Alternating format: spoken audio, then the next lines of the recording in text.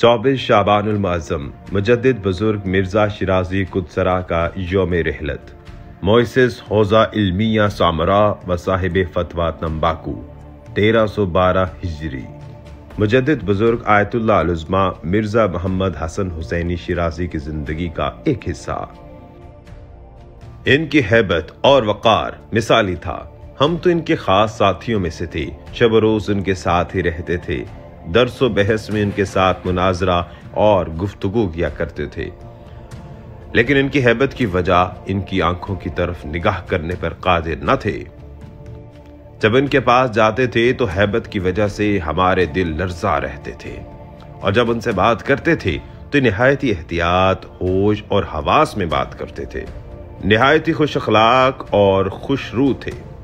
लेकिन उनकी हैबत के बाइस हम उनके दौरान हम नशीनी हमेशा एहतियात से ही काम लेते थे।